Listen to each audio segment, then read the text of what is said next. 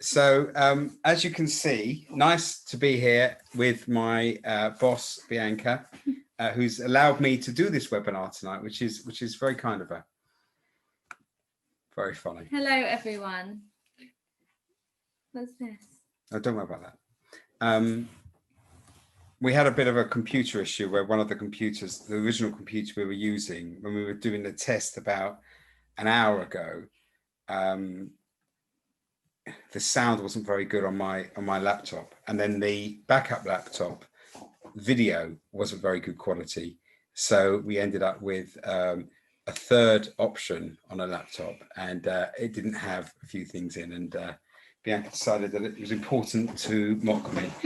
Anyway, so we've got to watch the table as well, because look, it does rock. I know, so we have to sort of not touch it. Anyway, lovely to see so many of you here, and we're a little bit early as well, so we can have a quick chat. Anyone got any questions apart from, are you two married? Thank you. And I can hear you. Good to see you, Justin. Let's see who's on as people are joining the whole time. Brilliant. Angelina, welcome. Aiden, you've been to every single one. Ian's just popped in. Great to see. I think let's bring it forward a bit. Just like, you're like Miss Nagy, aren't you? All right, stop leaning on there. Ian, great to see you again. John Doyle, welcome. Justin, Mark, lots of Marks. Mark Claridge, Mark Grant, Matthew, Max has joined us on the road. Drive safely, Max. Ray El Presidente is here. Scott, I know you're listening to this as you're doing some last minute work before shutdown. So really appreciate you coming. Love that. Shutdown, lockdown. You know, I think I much preferred Bianca when she was like, yes, Dad, no, Dad, 3 bags full. But when she was about 4, now, terrible. No, it's great. Tajay, I think that's how you say it. Lovely to meet you. Nigel's just popped in. If I've missed you, Greg, great to see. Oh, Aled is in. Great to see people joining. Wonderful stuff. So, hello, everyone. Yes, we do sort of disappear a little bit, but if we stop, come on. That's how I like you.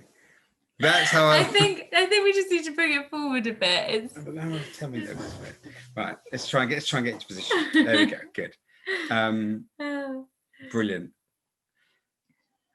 So we'll give a couple of minutes for any other people to join us. Bianca, are you ready? I'm ready. So you will go on the first whistle. So some of you have been to our other webinars. Some of you are new.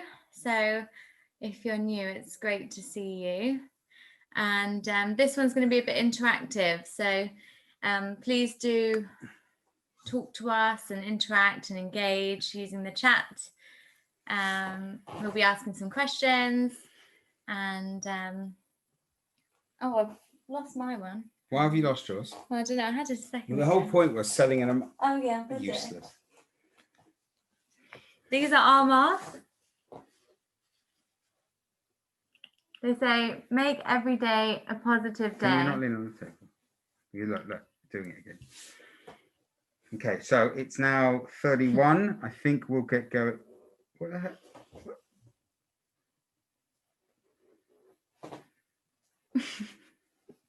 Is it a mask? Right, anyway. It is. Let's go. The love of Zoom. So, hello, superstars, and welcome to Selling in a Mask. To kick us off, I'm going to give a little bit about me. My name is Bianca Caplan. I am Adam's daughter, and I've been selling since I can remember. It runs through my veins and certainly runs in the family. I mean, Dad did come into business with me after all. But why do I love selling? I love making money. I love helping customers make the right buying decisions for them. I love helping businesses grow and changing lives. And I love the adrenaline I get from closing deals. I love setting goals and achieving them. And I love growing and developing as a salesperson and in my own personal journey. So while I love making money, I love helping my clients and also helping other salespeople become the best they can be. This is really important to me. I'm an ethical salesperson, and it's part of what makes me so good at what I do. At Cellular Attitude, we are customer-centered salespeople, and this is what we train. I'm a sales trainer, LinkedIn growth specialist, and I help coach business owners on how to engage with their ideal customers and close more of the right deals. Sales is high energy. It requires positivity, drive, and motivation. And personal growth is very, very important to me. And I feel sales and personal development go hand in hand. Why? Because I'm all about leveling up in life and in business and in sales. So through our webinars, we really hope that you too can level up and make this your mantra too. So today's talk, we've got two very clear objectives. One, how do you find customers in this new COVID era? And two, when you go through to them, what do you say? So what we're going to be talking about is how has COVID affected the way we sell and how customers engage? Also, how has the way we find customers changed and how we make first contact? So we want to make this slightly different this month and as interactive as possible. So please do share your comments in the chat and feel free to share your own experiences of how the COVID pandemic has affected your sales processes and what challenges have you had? What would you like help with today? If there's anything in particular, please do let us know and we'll touch on it. So write to us throughout the webinar. We'll look to cover these points during the session. And there really are no silly questions. So feel open and free to let us or ask us and engage with us as you wish. So we're going to try and answer your queries. We're going to look at some sales techniques and we're going to help you engage more with customers in a way that overcomes many of the new obstacles. And I say new obstacles as these are obstacles that have appeared since the pandemic. So we're going to look at what changes we think will happen because of the new normal. So with that, after that, I'd like to introduce, drum roll please, the curtain rises and it's Adam Caplan, or as I like to call him, Dad. Thank you, Bianca. So as you know, we do these once a month and it's a great pleasure of mine and an honor for me to have Bianca next to me. And the reason why it's an honor for me is because she has been selling for a long time and it makes her a tricky customer because she likes to control the conversations and she does that because she's been taught how to. It's also an honor to have her on board because quite frankly, at the age of, what is your age? 27. Correct. At the age of 27, she is a better salesperson than I was when I was 27. And that's a great thing for me to know. So it takes everything that I've learned since my first sale in the school playground when I was 11, basically selling Highland toffee logs at a 50% margin profit to school friends who wanted Highland toffee logs, but I, Adam Caplan, as they called me, had cornered the market by buying all the toffee logs from the tuck shop. It's from there, from those heady heights of tuck ground thievery, I went to ladies' clothing, where I used to work in ladies' clothing, garment labels, commercial print, home improvement solutions, commercial insurance, bathroom technology, commercial security equipment, fitness, beauty products, training courses, recruitment, educational and productivity software, through to a successful sales training business run, as Bianca said, with her. So I have been a sales success. However, I've also spent more time being a sales failure. And in fact, I have sold in the boom and I have sold in the bust. I have sold in the COVID, which nobody ever thought we'd have to. And the interesting thing is I've probably failed more in sales than I've succeeded. And by that, I mean, even as a success, you fail more when you sell than when you succeed. If you ask 100 customers if they want to go ahead, you're going to get more no's than you're going to go yeses. And that is a factor of selling irrespective. So I think it's really important to look at this what's happening in the COVID era. And the whole point of selling in a mask is to look at what has changed in the marketplace. So I think I've got some we have got some extremely important considerations to consider how the future of selling is going to look, not only during the COVID disruption, but after. Because I think it's going to make changes to how all of us as salespeople or business people involved with sales, because if you are running a business, you are definitely involved in sales. And in fact, most people, if they're in business or they have a job which involves customers, have to have sales as part of what they do. So we must adapt to this new paradigm and this new environment or market arena that we're going to have. So decision makers are not in the office anymore. Well, they're certainly not in the office full time. So where customers used to be 9 to 5 or 8 to 6, whichever way you want to look at it, you could pretty much know that if you rang them, they're likely to be in the office. They might be in a meeting, they might have voicemail on, but they were going to be in the office. You'd be able to speak to a receptionist. A receptionist would be able to say to you, Mr. Smith's not available. And you could say, when's he going to be in? When's he going to be out? You might ring at lunchtime. You might ring before the receptionist got in. But you could get them. You could go to their offices. You could drop literature off knowing that they would get there. You could send information knowing that they would get there. But they're not in the office every day anymore. Around the country, particularly tomorrow, offices are emptying out.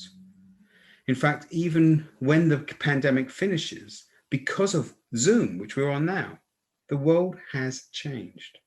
We had software like this before the pandemic, but until everyone was forced to use it, it wasn't taken up.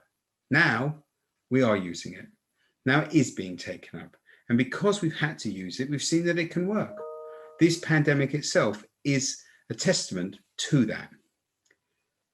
But these restrictions that are in place, although they're very, very severe now, and they're going to lessen over the next few months, we hope, and they will eventually not be in place, the change will have already happened. Big companies are stopping having their offices in their city places in the Docklands or wherever. And understandably, from their point of view, why have really large, expensive offices where staff have got to work when you don't necessarily need them anymore? The cost of some office space is more than the annual salary of some of the staff per head. So why wouldn't you reduce that, keep the people in their jobs and allow them to commute? It's no coincidence that air pollution has reduced so significantly because of the reductions in traffic and commerce over the last few months. In fact, if you look outside, you can see the moon more clearly than you've ever seen it before. Only the other night, we looked up together and we saw Mars with the naked eye, but really noticed it. About a month ago, a few of you saw when I was on a group WhatsApp, I said, look, at about 6 o'clock in the morning, everyone go outside and look at the moon. You can see the curvature on it. Couldn't see that with a naked eye 6 months ago.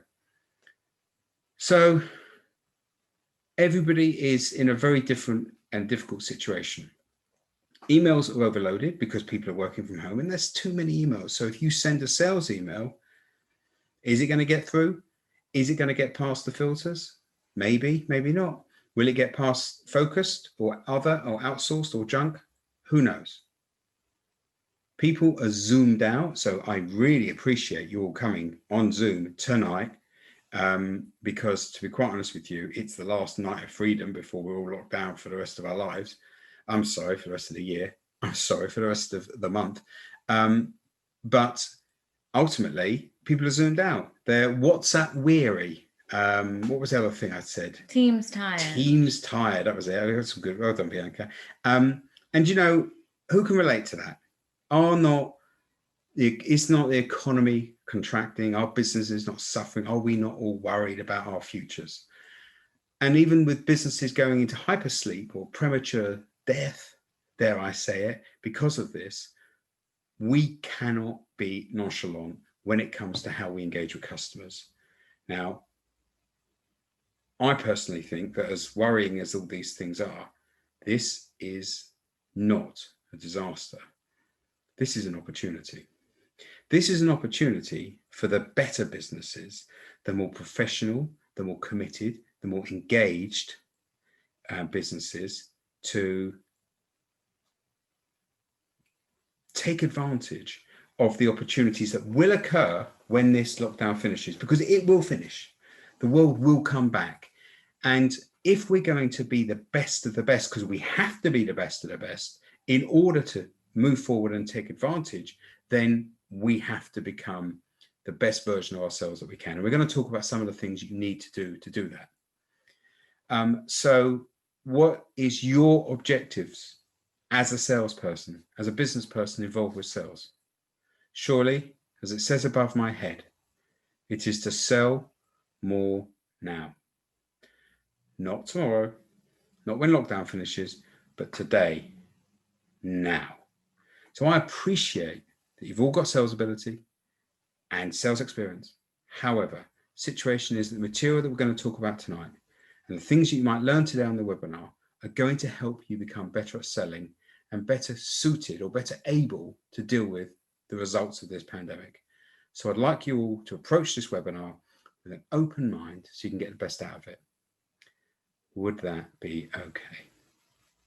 You can answer by chat, you can nod but I can't see you, or you can shout out to the room because you're on mute. Yes, it is okay. Praise the Lord. Yes, Justin Shuttleworth. So we've got a few points to discuss. Bianca, would you like to say anything? You're getting some good responses there. Loving the energy. Lots of yeses. Oh, see the word magic. I love that word. Right. Wow. Angelina is having an absolutely wonderful time because she's getting let out of lockdown. Anyway. Would you like to call it a shutdown? Shutdown. So for me, I think you've got to become the best salesperson that you can possibly be, the best version of yourself.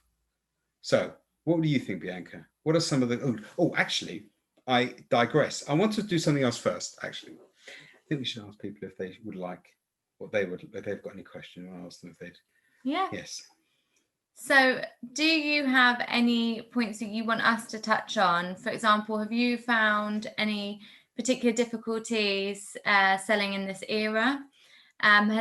What sort of challenges has your business faced? And is there anything that you want us to touch on from a sales perspective? If so, please do put your questions in the chat. Yeah, we've done that. Oh, yeah. Thank you. So put any questions you've got. If you have got some specifics that you'd like us to help you with, because we have got some time together, then that's something we would love to give you the opportunity to do. But whilst you're thinking about those issues, and as I said, put them in the chat or put them in the Q&A, let's become the best salesperson you can be. So what is the best thing? How can you do that? And if you want to make some notes, it's great. This is being recorded, by the way. So with a little bit of editing of our bickering removed, maybe. But we always like to have at least one time when Bianca tells me off. But if we can put something in, we'll put it up in the next week or so as a blog so you can review it. But if you want to make some notes, it's great. Let's be the best salesperson you could be. So Bianca, what sort of tips do you think you can give to become the best salesperson? Okay, so I think one of the best is to never become complacent with your skills and always look to level up. So learning and development is sort of at the core of our beliefs and cellular attitude. So learning and development, learning new skills, basically the fact that you've come here tonight and you're open to learning more is amazing. And that is definitely the right attitude. And, this time that we do have in lockdown is a great time to learn and upgrade your skills. So yeah, that's definitely one. But I think the biggest one is to ask the right questions. Those of you who came to Life, the Universe and Selling would have found out all about that. If you want to actually be able to rewatch that, we can send you the link. But it's on our blog, actually. Yes, it is. It is so indeed. It's available. But not just asking questions, but asking your potential clients or customers the right questions. And of course, in order to control a conversation, you need to be asking questions. And that is the best way to control the conversation. So that is definitely one of the most important parts of being a salesperson.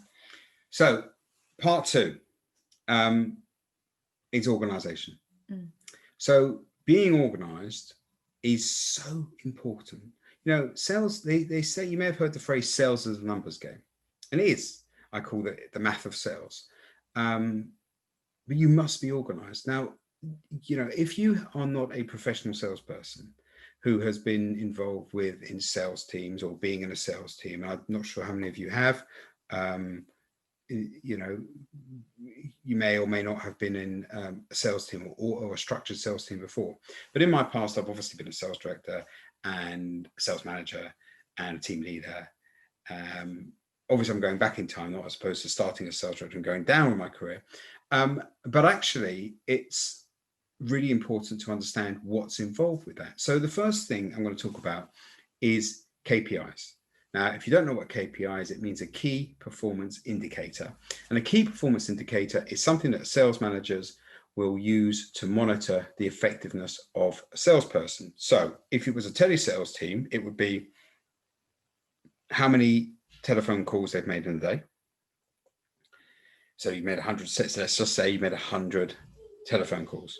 You then have 100 telephone calls that translate into speaking to 30 decision makers. So 100, so you get 70 failures straight off the bat. 30 decision makers relates to 10 interested decision makers. 10 interested decision makers translates to 5 proposals delivered. And 5 proposals delivered relates to 2 sales agreed, for example. So if you need to get 2 sales, you know from your statistics that to get 2 sales, you need to have 5 proposals. To get 5 proposals, you need to speak to 10 interested customers. To get 10 customers interested, you need to speak to 30 customers. And to speak to 30 customers, you need to make 100 dials. That is the math of sales. Now, what I've given you there as an example is pretty traditional and across all industries that I've seen, whether it's telemarketing, telesales, or all sorts of sales environments, that 100 becomes 30 decision makers, becomes 10 interested parties, becomes 5 proposals, becomes 2 or 3 deals. Now, the key is you've got to be organized to do that. Now, being organized doesn't just mean knowing your figures. It also means using things like CRMs. Now, CRM is a customer relationship management system. It's a piece of software, and everything from Act to Zoho to HubSpot to whatever. There's lots of different things. If you want to ask us, we can give you some guidance on it. Lots of them are free. You don't need to pay loads of money for these things. You can even use Excel as a basic CRM, but knowing who your customers are, the state of the conversation, being organized with what you do, because you have to be organized. There's no doubt about it. We have to up our game. We cannot do it on a laissez-faire, on a bit of a notepad, anything. So I think that's really, really important. Can I actually touch on that? Because it really is important, and especially when you're dealing with leads, although some of you are experienced sales managers, potentially sales directors, I know some of you in this call are also individual business owners, so you're in a sales role, but not necessarily worked on a sales team or been in a sales management directory role. However, when dealing with leads, and Mark Claridge, we'll come back to your question. Oh, okay, brilliant, because we'll come back to that because we are going to touch on LinkedIn. But for example, selling on LinkedIn, if you have potential leads, which you this is with being organized, if you have having conversations with people who you think are could become a potential prospect, if you're not actually recording that in a CRM, even a spreadsheet, then you're just going to forget who that person is. And you're also relying on that they're going to respond to you. And I think another important thing to touch on about being a salesperson, or the best you can be, is to be persistent. So if you're not going to be following up leads, then you're letting potential prospects go, because so many times do I close deals with people who don't necessarily reply at first, aren't necessarily interested at first, don't have time to talk to you. The list goes on. However, if you're not recording and organized with all of your leads, how are you going to stay on top of things? How are you going to close those deals? So being organized is so important. So the first thing was to be the best salesperson you could be by increasing training. The second thing was to be super organized. And the third thing is your positive attitude. Or as we like to call it, a cellular attitude, which is actually an attitude that goes beyond positive. It starts from your very, very cells within and emulates out of you. And I'm sure my father here is going to make a very good model now with our mask. Because it makes me disappear. It says, make every day a positive day. You know, and keeping your attitude positive is really important. In fact, it is vital in sales. If you think you are going to fail, you're right. And if you think you're going to be a success, guess what? You're right. As there's an old saying that said, if you think you can or you think you can't, you're right. So how do you get positive? How can you keep positive? Bear in mind that, as we said in the math of sales, 100 dials will get you 30 decision makers, which means that 70 times, if you were a telesales operative, you wouldn't get through to the customer, which is a form of failure. And if you do speak to your 30 customers, 10 of them are going to go ahead or be interested, which means 20 are not. And if you get the 10, you're going to send 5 proposals, which means 2 deals, which might be all you need as a business. How do you change your mindset from that rejection? Bianca, when you were, you've done a lot of telesales in your time. How did you keep that attitude positive? So first of all, I would make sure that before I even start the day, I make sure that I'm in a really good place mentally. A really good way to do this, even if you're, I think it's really important to make positive affirmations because, for example, though we're not commuting at the moment, I'm sure everyone can relate. So many things can go wrong in the morning. Maybe someone cut in front of you in the car and it made you angry, or whatever it is. We can shift into a blame mindset, or we can get into a bad mood, whatever it is. If you start your day of sales like that, likelihood is you're setting yourself up for failure. It's so important. And when you speak to clients, they feel your energy, they can hear you. If you're on a phone call, they can sense it. So it's so important. So positive affirmations, you can say to yourself, you can either write them down, think them in your head, or say it out loud. For example, I have a positive growth mindset. I care about my customers and I want them to make the right buying decisions for them. I'm serious about making money and closing deals. I am the best salesperson I can be. I'm going to close 30 deals today, whatever it is. I actually, on my LinkedIn, last week I did a post and I listed a whole load of positive affirmations for salespeople. So if you're already connected with me, you can find that, or else you can connect with me. But I have listed a whole list there. But why is this so powerful? Because you actually take your mindset out of that negative or wherever you are, even if you're in a positive mindset, and you elevate yourself into a higher vibration, into a really good energy. And it really is powerful.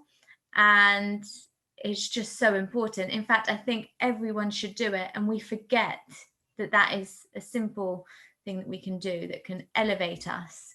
And, if you really want to level up, you need to actively be positioning yourself in the right mindset, in that positive frame of mind, and it will make you a better salesperson. Mark Grant has asked the question, anything wrong in these times to start the conversation with empathy and asking, how are you? Now, that's really interesting because Bianca and I often have a dispute, I would say, or slight disagreement about that specific question. How are you? Bianca, because she is an empath, would always be interested in say, how are you doing today? How are you? Everything else. Whereas I, as what do you call me, a sociopath? Anyway, but for me, if somebody rings me up and says, how are you doing? Who I don't know says, and how are you? For me, it's often felt like a insincere word to say, like, hello, I'm ringing from, I'm not going to say any mobile phone company, but a mobile phone company. How are you today? not really good, to be honest with you. Know, not quite miserable. Not that I ever am, of course, but are they really asking that, or are they just sort of saying it? Now, what I think is so interesting about what you've said, Mark, is that in these times, and I think actually you may be right. I think Bianca's empathetic way of saying, how are you, and really showing interest in the customer is probably now, and will be for the time, certainly for the foreseeable future, something that we should all be doing, genuinely connecting with people and saying, how are you? How are you finding things? And from an absolutely brutal sales perspective, how are you is the beginning of the questioning, beginning of finding how's business? How can we help you? How can we improve your sales business? So I would say that it's probably now not just okay, but advisable to say, how are you? So I really appreciate you putting that on there, because that's helped me think about things. So I love these that's why I love these things that we do. That's why I'm so pleased that we do them. Yeah. Because even we learn. We always learn from these sort of things. I think that's great. So Mark, Grant, congratulations. Oh, and by the way, I forgot to mention that, Bianca, please. I'm so sorry about the jumping of the screen. It's her. Everyone gets a free gift because you've attended. Okay, very excited about that. So I actually just want to touch on what Mark said. No, not the free gift. Go on. We'll come back to that. So when it comes to how are you, obviously there's lots of different personalities out there. I think that can sometimes, rarely, but it can sometimes warrant a resistance. So just be prepared that someone might come back with something really negative. But that's always something to play on, because that's a problem. And if you've got a solution, you can actually help them. So it's always, if you're coming at it from a empathic point of view, if you can always help them. How the tables have turned. I'm saying you do it and you're saying don't. No, I think you should do it. I always, and I like to make it a question. I actually think, let me say this, right? So I think that if you do ask, how are they? And they are having a bad day. And I think this is the thing. So if you do ask that question, you say, okay, how are you doing? And they go, well, actually, I'm having a terrible time. Put your sales hat off, take your sales hat off, take your business hat off and put it on the side. Because now you need to be a human. Yeah. You now need to say to this person, well, look, you don't know me, but you sound like you need someone to talk to. I'm here. Forget the business for a second, be a human. Absolutely. And help that person.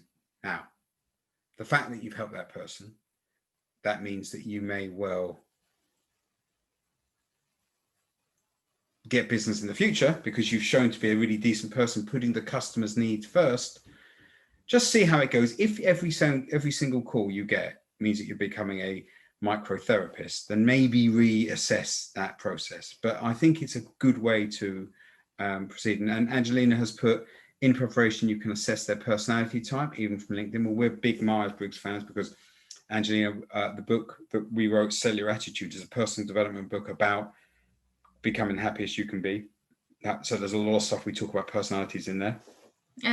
So obviously having affirmations. What about commitment as part of your positive attitude? Commitment is huge. I think sales is I don't want to say it's a challenging job, but it can be, because you do get a lot of knockbacks, you get a lot of no's. As we said earlier, you get more no's than yeses. So you've got to be quite strong mentally. So if you're not committed, this is huge. If you're a business owner, for example, and you're not really committed, or you're not actually that driven, and you're wondering why you're not getting any clients, you've got to ask yourself, am I actually fully committed to what I'm doing? Do I know what I'm actually doing this? What is my why, which we'll come on to in a minute. So commitment is key. You need to wake up every morning and be committed to what you're going to do and know what you're going to do, which actually leads me into goal setting. When we go and train telesales teams, for example, you'll see the ones that aren't committed, and they won't. That's why the turnover is so quick often in sales, because if you're not committed, then what are you doing here? is basically what the general rule is. So if you're a business owner and you're not from a sales team, for example, you've really got to have that commitment. And some days it might be harder than others, but that's why it's amazing to have a positive attitude. And also, as I said in my intro, to work on personal development, because they do go hand in hand. Because as you strengthen yourself, you strengthen your skills, learning, development, and everything comes into play. That's a fantastic comment. So, improving your personal development, which is why our masks say make every day a positive day. And that is the free gift. Unless you've got a mask, in which case we can send you our time management pads, but we'll ask you at the end for that. But don't you think it's quite nice? Just I love it. Although it's a bit big for my face, I won't lie. If you were to see someone in the co-op and it just said make every day a positive day and you're having a bad day, I just think that's lovely. So yes. And but the other thing is, if you are really serious about improving your overall personal IFNJ, very good. Lots of Myers-Briggs in there. If you are serious about improving your personal mental health and your attitude and becoming more positive, then may we direct you to a very fine book called Sell Your Attitude, which is there,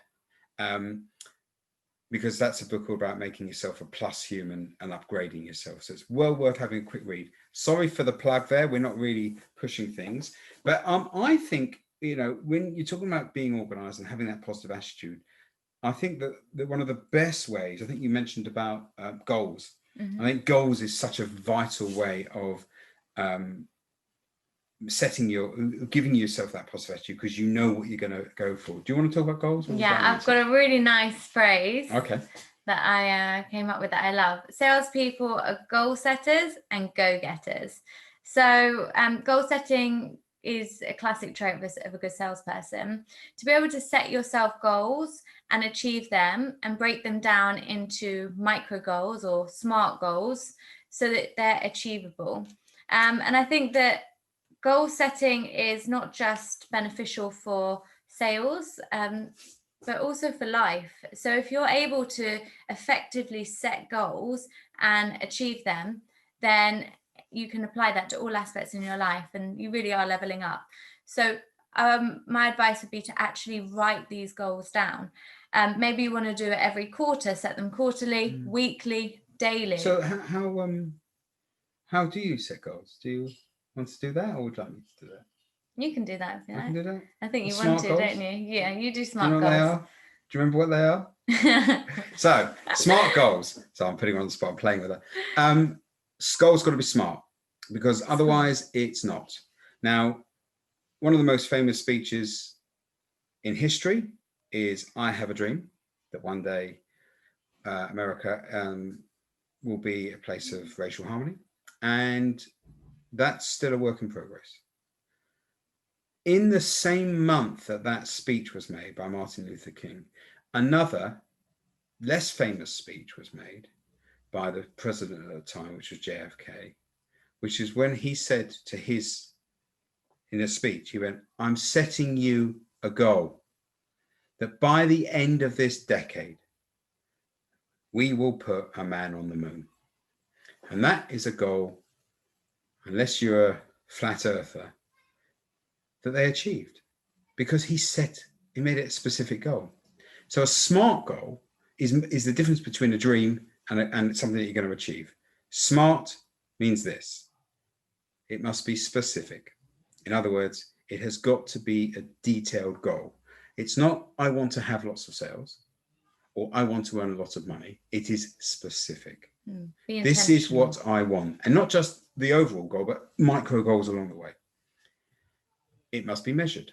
So it can't be, I want a lot of money. It's got to be, I want this amount of money or this amount of sales, or I want to achieve these specific measured goals. It has to be attainable. And that's by attainable, it's not, you can't say, I want to make a time machine, go back in time. It's not attainable. Okay. It must be attainable. If it's going to say, I want to have £1 million, I want to get £1 million in sales in 3 weeks.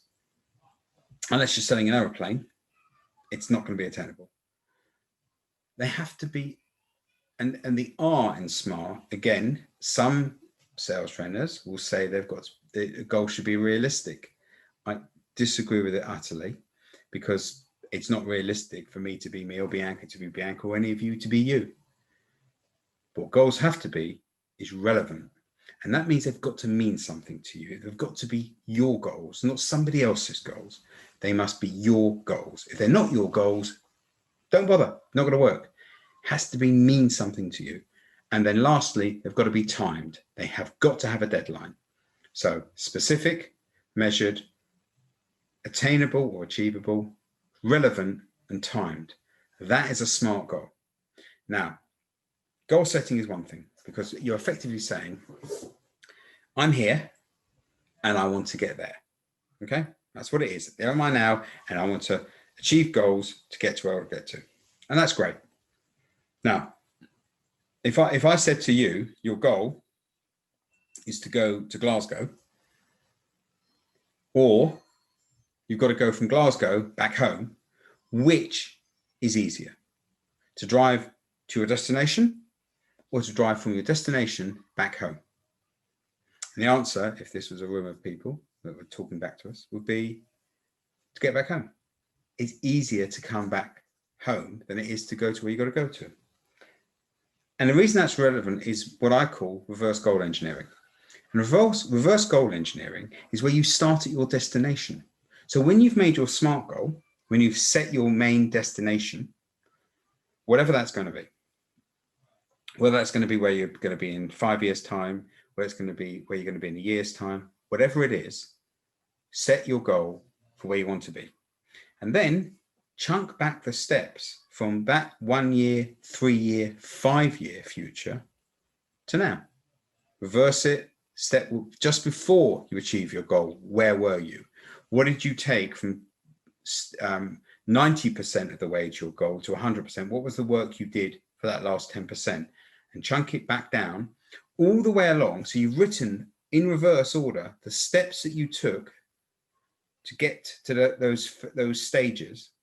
And when you get back to now, you've effectively created a route map to that goal, and you simply follow the map up. Reverse goal engineering, it's incredible to do that. Not enough people do it. It's not that difficult to do. Just got to get in the mindset, and it will make a huge difference. And it all comes down to things like being specific, being measured, being attainable, and being timed. But the most important part of goal setting is being relevant. And that is about what is your why. And Bianca, I think you can talk about. Well, so just again, to touch on what you just said, another reason why it's so powerful to reverse engineer your goals and to set SMART goals is because it will lead to higher motivation. Sometimes if we set a goal that's too big or too far away, how often do you actually reach that goal? When it's easier to achieve a larger goal, when you break it down into smaller goals. And if you look at it like this, you're getting lots of little wins. Every time we win, we feel good. Every time we close a deal, we feel self-accomplished. We feel that positive energy. We feel yes. So if you're breaking down your goals and they are SMART goals, they're attainable and you can measure them. And as you reach each one, you're winning every time. So if you think about it like that, setting it down into small wins, you're always getting that step closer and you are leveling up. So it's a really powerful way to goal set. So definitely love that. Yeah. So what is your why? Why would someone buy your service or product? This leads on to, it's really important to believe in what you're selling. If you don't fully believe in what you're selling, that will probably or likely come across to the customer. I think some people, even if you're a great salesperson, you can lose that. Something could trigger you to maybe feel a bit of disbelief about what you're selling. Maybe it's internalized. You might be suffering from a bit of imposter syndrome or self-doubt. Whatever it is, it's really important to be connected to your why, and to really understand why people buy what you're selling, why it benefits them. You know, how are you helping the customer? This is really, really important. And the way to look at that is, what are the benefits of your product or service? Do you fully understand? Remind yourself daily of the benefits. Always sort of come back to why you're helping why you're helping your customers with that. Do you know who your target customers are? And how and when will you contact the right people? I think the benefits is so key. Why, I think in the questions, one of the questions asked was by Joe Barnett, which was getting my message clear and concise.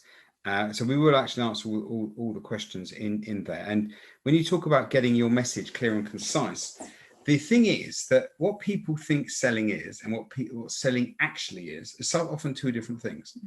You see, if I was selling masks, this physically, I'm selling some cloth with printed and elastic. That's what's physically being sold. What are people buying is the convenience of having a mask, a washable mask. They might like the design that makes them, feel good. They're buying safety. They're buying peace of mind. They're buying many more things than they're not actually buying the product. They're buying what the product does for them. And your benefits of what you sell, that's what people are buying. They're buying what it does for them, not what it is. And if you're selling what it does for them, whatever that is, what you need to be doing is asking them at a basic level if they have the sort of problems that your product solves. So you could say, do you have a mask? The answer is yes or no. That's a very basic version. You could say, are you worried about not having a mask? You might say, are you worried about how people, do you go to shops? Or do you need to go to places where masks are required? What sort of masks do you have at the moment? Does your mask make you feel happy when you wear it? How does your mask feel? Is it washable? All the questions that create the environment for you to deliver what is your product. So you don't actually say, I'm selling you this product. You ask the questions to find out what their situation is and find out what the benefits, what their problems are, so that your benefits solve them. So it's very, very important to talk about the benefits of selling as opposed to just selling, talk about the same product and everything else. I think that's a massive thing. I think when Bianca talked about, target customers, if you know what your product is or what the benefits are, then the question is, your target customers are who would benefit from my product or service, whoever that is, or whatever that is, who will benefit from it. And that's when you can start to deal with that question. So in terms of being concise, to go in and go, this is what I'm selling, you can be clear and concise, but actually what you need to be clear and concise are the questions that you're going to ask of the customer that's going to help them buy. So that's where you need to be clear and concise. What is your benefit? What's to do for them? And what question you're going to ask to unlock them to tell you this is what I need. So that's one question. And then while we're doing some questions,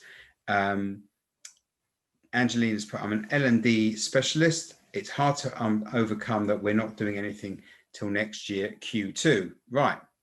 Absolutely. We get that all the time.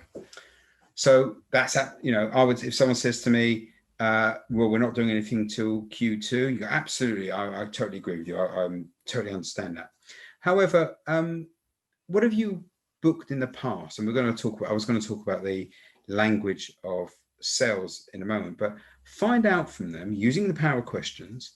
So that's no problem. What have you bought in the past? Now, the fact that they're saying to you, we're not going to do anything till Q2, it indicates that when you're asking a question, you're saying, can you tell me what your plans are for your L&D for the coming year? To which they're going to say, well, we're not actually going to be doing anything till Q2.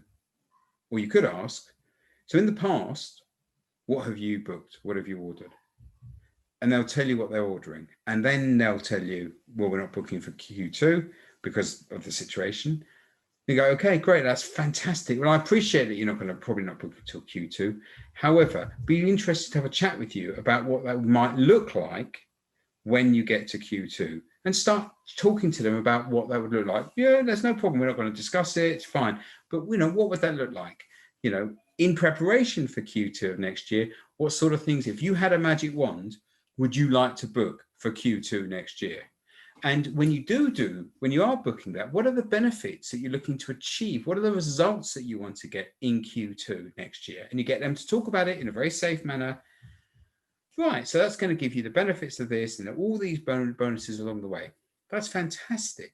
So would it be possible? Would you be interested in looking at getting those benefits into the business earlier than in Q2? What would we need to do that? How would that look? And you explore it. Some companies literally have closed their budgets off till Q2 for financial reasons, something else.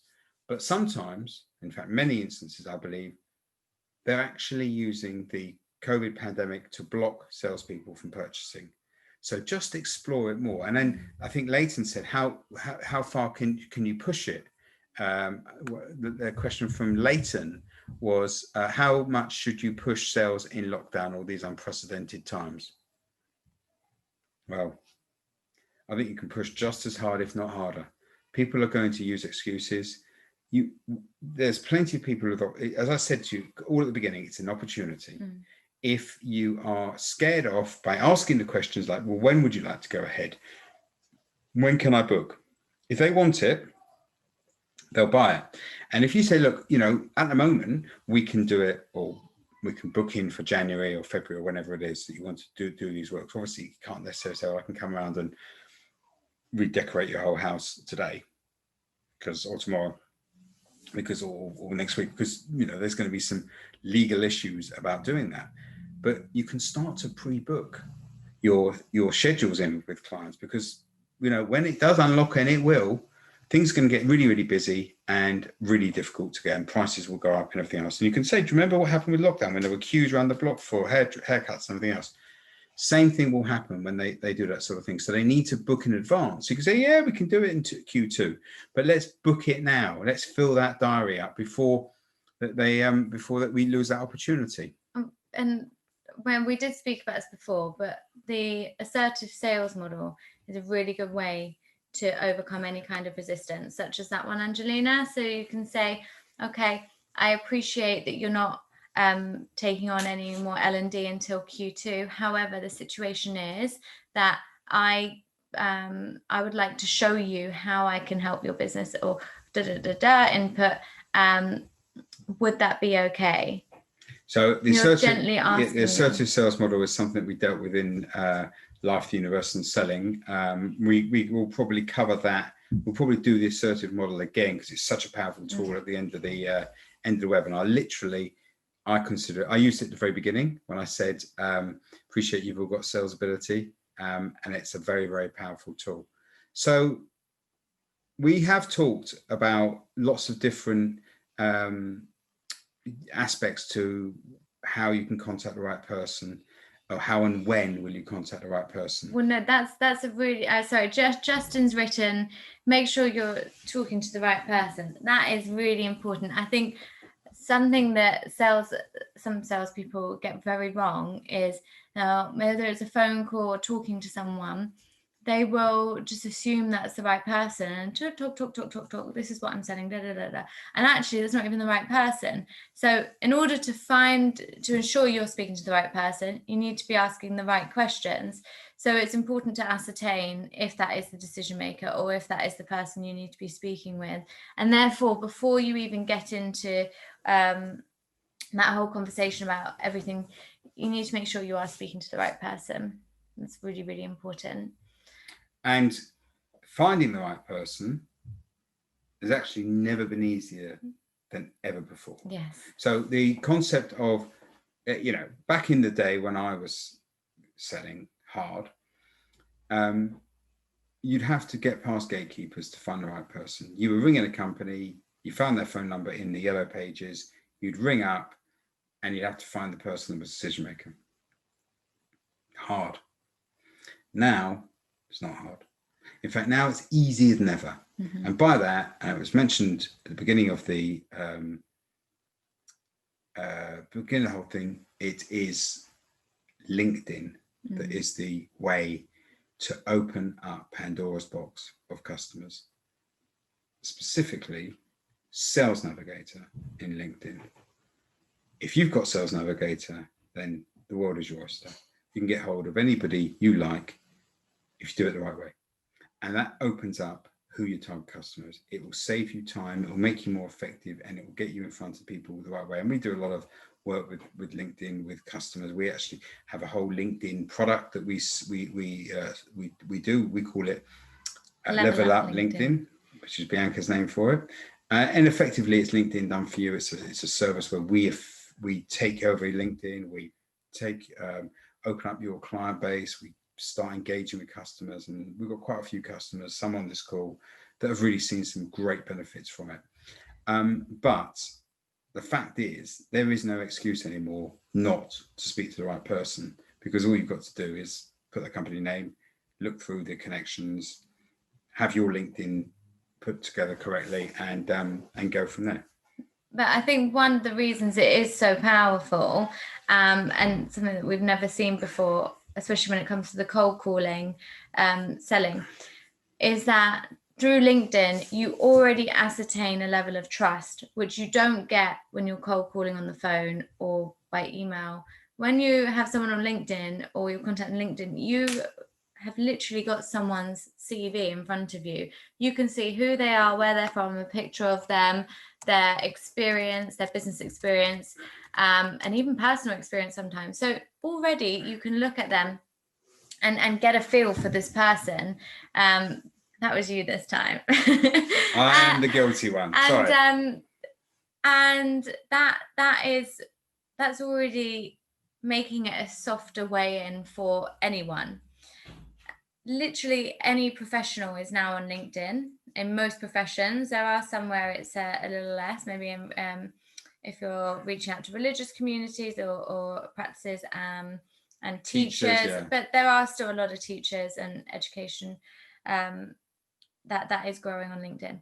But the fact of the matter is, you can literally connect, and when they accept, they're welcoming you into their network, and then the world really is your oyster. And that then leaves it up to, that's then where some people fall down. I think with LinkedIn, there's a lot. Look, we're very active on LinkedIn, obviously. I've got 7,500 connections, which isn't that big. Maximum you can get is 35,000. But that is up from 1,300 earlier on this year. So this is to do with our program. But Bianca's disappeared. So it's back to, she's back. But it's not just about sending these sales messages out, because people who sell on LinkedIn are making terrible errors, the way they're doing. I mean, I look at it and I get hammered with people trying to sell to me, and you just go, you're selling. And by selling, I don't mean what we would call selling. You see, when we talk about selling, what we don't do is sell.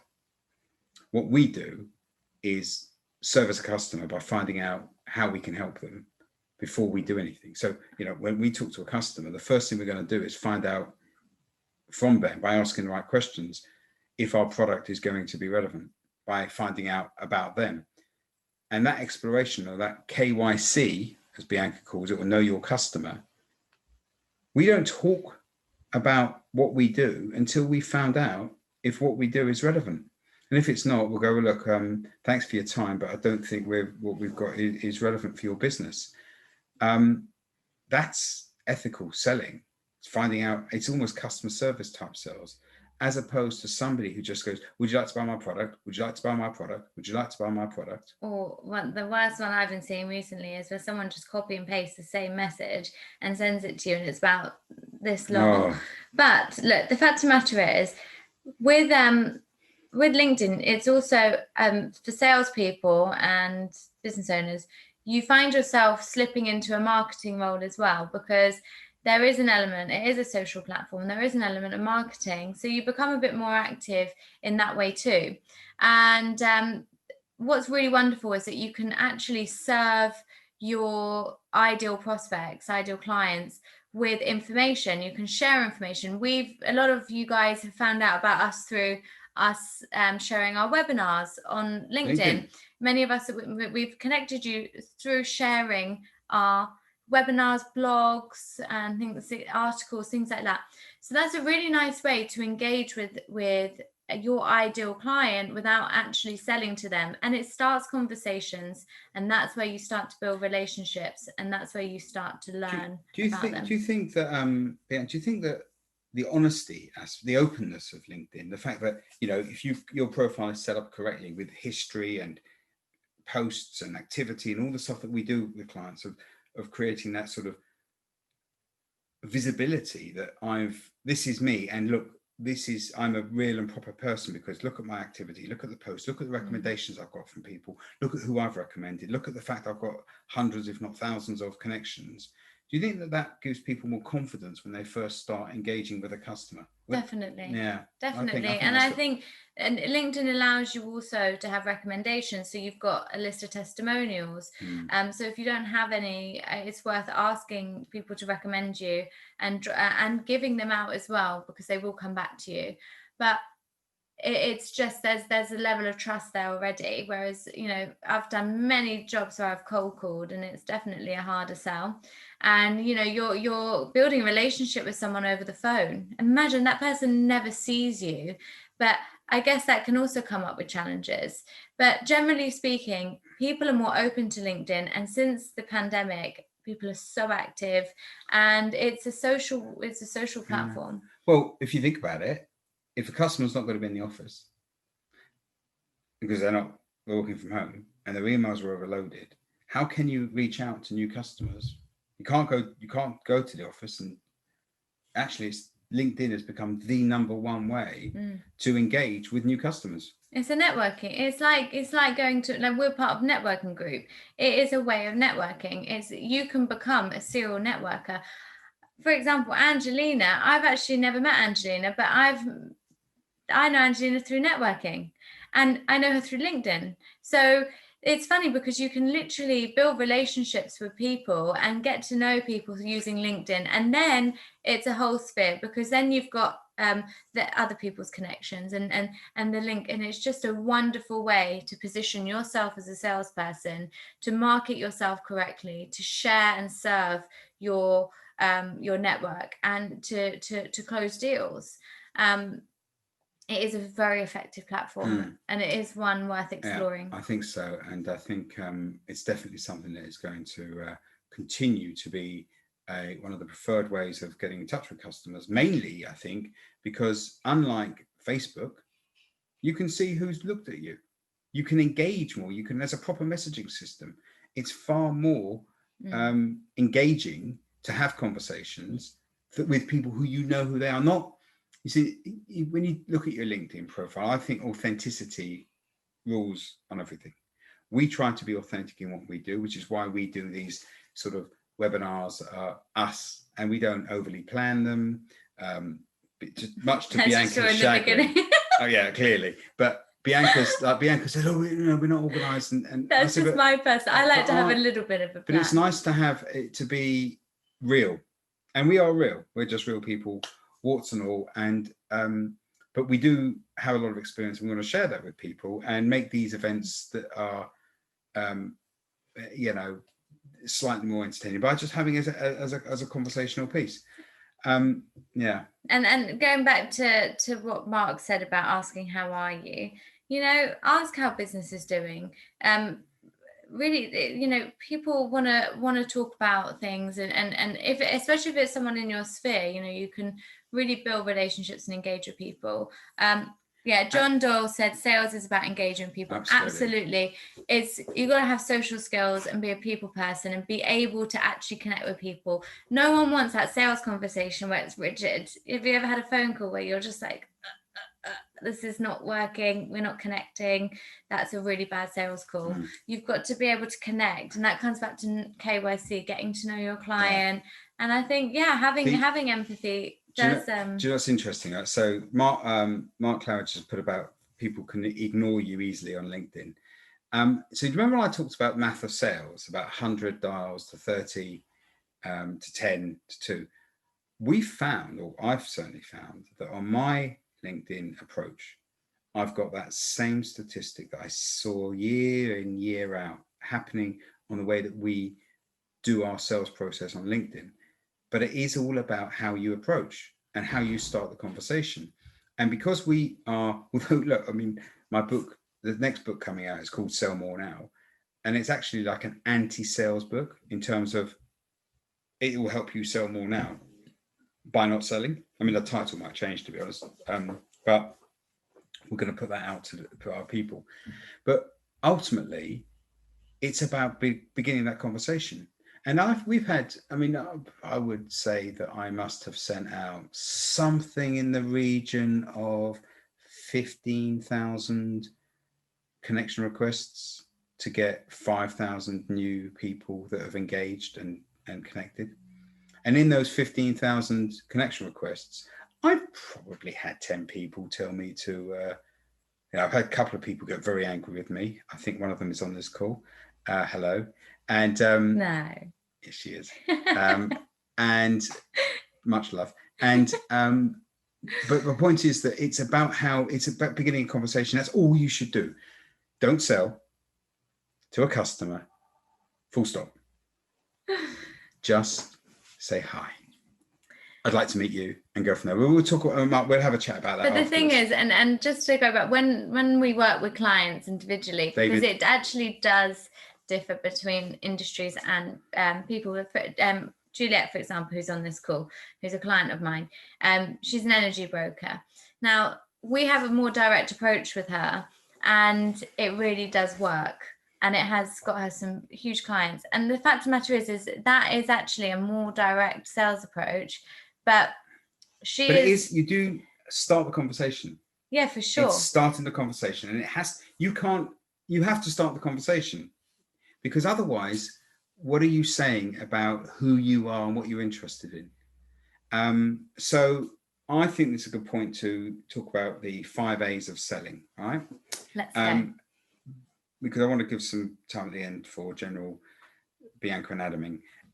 So 5 A's of selling is something that I've been training for years. And it's sort of like a summary of what I consider selling to be. Okay. So the 5 A's is this. 1, attitude, because it must be positive. A, ask the right questions. So attitude, ask the right questions. Actively listen to what's said. Not the way that I listen to Bianca, but actively listen. So really listen to what's being said. And then acknowledge what's said to you. So when Bianca says to me, well, if I want to really irritate Bianca, which often I do because that's my job. The worst. Apparently Bianca says that. Anyway, but if I want to, I just like ignore her or just go, well, yeah, whatever. You got to, when somebody asks you something or someone speaks to you, you've really got to be engaged. Listen.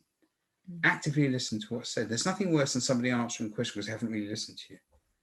And then by acknowledging, say, okay, I'll appreciate that you've asked me whatever, however situation is, which we'll talk about. We'll do this at the end.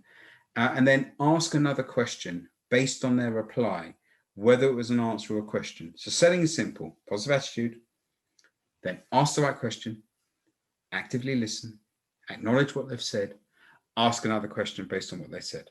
There you go. That's selling, full stop. I haven't mentioned tell you about your product. I haven't mentioned trying to close them. I haven't mentioned trying to get the best deal possible. Ask the right questions, actively listen, acknowledge, ask another question. You're welcome. That's the secret to life, the universe, and everything. It's the secret to dating. It's the secret to engaging with people. It's the secret to everything. Also, well, my goodness. Oh, Aiden, who has been to every webinar we've ever done. Can I just say also, Juliet, yeah, Juliet has said, I did cold calling for so many years, and this works far better than anything I've ever done before. And she's speaking about selling on LinkedIn. So asking the right question, this this 5 A's of selling. It's all there is to it. All of the sales training that you're going to hear, all of these complicated methods are, I promise you, waste of time. Ask the right questions, actively listen, acknowledge, ask another question. That's all there is to it. In fact, our whole book, Sell More Now and Psychology of Selling, is all about that, of getting you in the mental space to do that exact thing. Now, there's another thing I want to talk about very, very briefly about that, about asking the right questions. And I have something which will be in the book, and you'll see that or later, called Sales Wheel. And the Sales Wheel is something I'm very proud of, because the Sales Wheel actually creates the opportunity for people to create a unbeatable sales script, but unbeatable sales formula. So let me just talk to you very, very simply. And I want you to imagine that you're the customer and I'm the salesperson. And I want you to feel the pressure of the following 3 questions. And then in the chat bar, I want you to tell me which question has the least pressure on you. You're the customer. Okay? 3 questions. They're very similar. Question number 1. What are you looking to buy in the future? Question number 2. What are you going to buy now?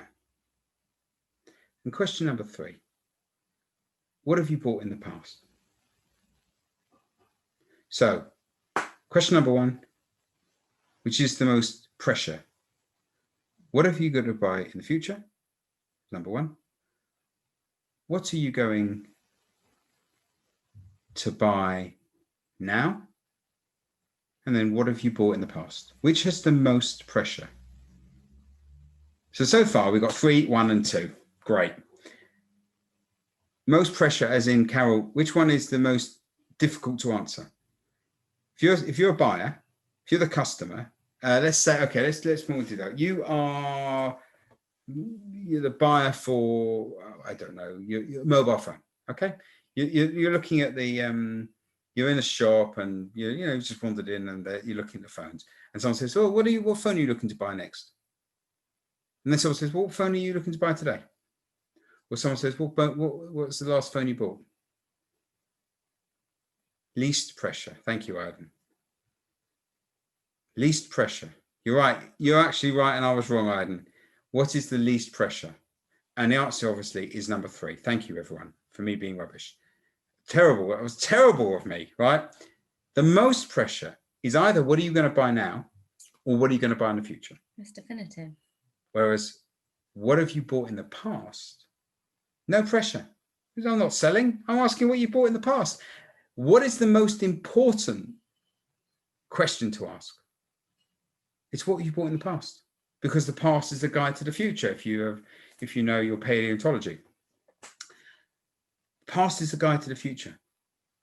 What have you bought in the past? How did you find that? What did you like about what you bought in the past? What features about what you bought in the past did you really like? Were there any features about what you bought in the past that you don't like? In the past, when you bought something, were there any features that you wish it would have had that would have made it better in the future? Oh, well, if I could have a phone that did this, that, and the other. Okay, so if you had a magic wand, in the past, what would you have liked to have bought? I would have liked to have bought. Okay, so what stopped you from doing that? Oh, okay, so what money situation? Okay, so in the past, what was the situation? And how does that, and then eventually they will bring it to the current and then take it into the future. Phrase your questions in the past tense. The grammar of sales, as I call it, and this is chapter 16 of the book, is very powerful. What problems have you had in the past? Is a lot softer than saying, what problems have you got now? Or what problems are you going to have in the future, which is almost threatening. What problems have you had in the past? What issues have you had in the past with your insert product or service there? And how have you solved those problems in the past? Soft, low pressure, huge information gathering, And if there is an issue, they will bring it to the present. And if they start talking present tense, sold. And all you've got to do is bring it home. That's something that when Sell More comes out, that we'll be talking about in great detail. So I hope that has been, I know first of all, I know I completely mucked it up with my question to you, and for that I do apologize. But let's see what questions. No, I think we've answered them all. Yeah, we have. But I hope you found that little section there about the grammar of sales interesting. Now, we did say that we were going to cover the assertive sales model. Okay. Now, if you heard this before, fantastic. You're going to get another go of that. If it's the first time, this is exciting. This is really the best way to overcome resistances. I appreciate you say that this is the best way to overcome resistances, Bianca. However, the situation is that, so we're going to show it to you now. Okay. This is it. Now, this is not the definitive magic bullet for dealing with difficult situations, but it's as close as anything that you can possibly get. So some bit of background for me. I am a qualified psychotherapist and trauma counselor, specifically trained in dealing with post-traumatic stress disorder, which is a very odd thing for somebody who has been a salesperson and a sales trainer all their life to do. Long story, I won't go into it today, but I did a lot of training, partly because I wanted to understand why I wasn't selling very well, and partly for other reasons of personal development. And one of the things you do when you're doing all these things is learning about assertive behavior, learning about what makes people really want to behave in the way they behave. So when we look at assertive behavior, let's look at aggressive behavior. And to do this, we're going to look at advertising. So an aggressive advertising campaign is Nike, just do it. And aggressive behavior is I want it my way. You do it my way. Or you can be passive, the opposite of aggressive, which is, well, to use Burger King's advert, whatever your way, you got it. You know, passive, it's your way. Aggressive, it's my way. Passive, whatever, just whatever, I'll do it your way. Assertive is both ways, win-win, or your way, but the other person feels that it's their way. So our assertive sales model takes the concept of the 5 A's of selling, plus and combines it and adds it to this assertive behavior model to create the most soft but ruthless sales model that I've ever, well, obviously that I've ever created or I've ever used or ever come across. And a lot of people that have used it have said it's an absolute game changer, but you have to do it right. And it's very simple. It goes like this. And again, we can send you a phone. We've got a phone, what's the word, background that's got on it. So it goes like this. Part 1, you acknowledge. Acknowledge what's been said. Okay, starts with acknowledgement. So you might say, as I did at the beginning, I appreciate that you are good at selling. Or understand. Or I understand you're good at selling. I like to use appreciate, that's what I'm most used to, but I'm acknowledging the current position. So I started this off by saying, I appreciate that you've all got experience in selling and are good at selling and have got ability or experience in it. I acknowledge the current position. Now, when you acknowledge the current position, what you do is you stop that person saying, well, I'm good at sales, because I've said you're good at sales. So I appreciate that you're really busy. I appreciate that you might not be buying anything till Q2, to use that other question. I appreciate that You may have an existing supplier. I appreciate, whatever the question is. It doesn't matter. It's whatever you think their biggest objection is going to be is what you use as acknowledgement, because you take that objection, you throw it out because you're acknowledging it. I appreciate you're really good salespeople. However, and it's never but, it's always however. So part 2 is the word however. Part 3. Part 3 is the situation. So the situation as it is now. So I appreciate the acknowledgement of the current situation. However, is part 2. And part 3 is the situation. And I would often say, well, the situation is, which I think I said, the situation is that we're going to be providing you with some really interesting material that's going to help you improve your sales. Part 4, the word so. Never and, the word so.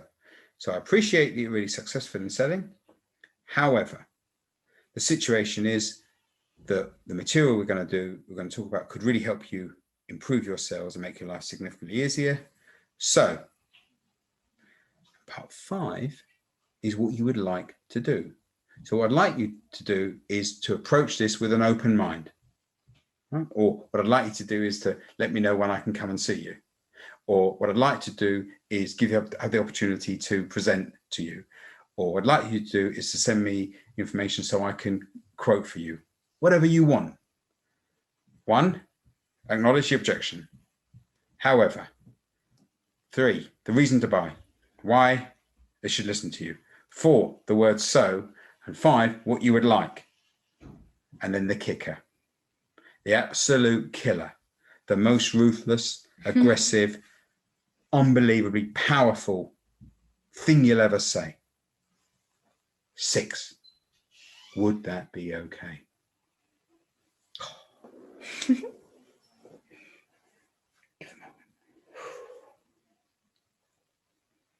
I know. Your world's changed.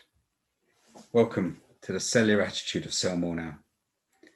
That is the tool that makes life easier. Aiden just dropped his drink again. I hope it wasn't hot. This is my mask drop. Really powerful stuff. Yeah, and I actually used this recently on someone that said no, and they actually came back and complimented my approach. They actually said, because of that, I'm gonna put you in touch. They loved it. And I think, the thing is, we all get sold to, and we're all selling, but when you do it right, it just works, and it is a killer for overcoming resistances. It just works, and you will find out the true answer. If they're really not interested, they'll tell you, but often you can go to the next stage in that sales conversation, and it's great fun.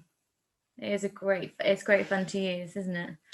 Listen, I find, I'm so used to it now.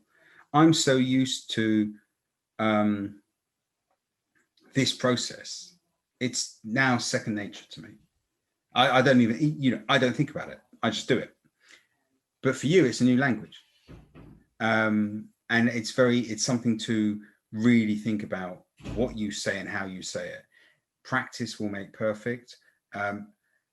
Exceptionally powerful in relationships. When we all go back to the cinema, for example, if you want to see the film you want to see, you could say, I appreciate that you want to go to see insert romantic comedy here. However, the situation is that the last 27 films that we've been to see, you've chosen. So I'd like to know if I could choose the next film that we go to see, would that be okay?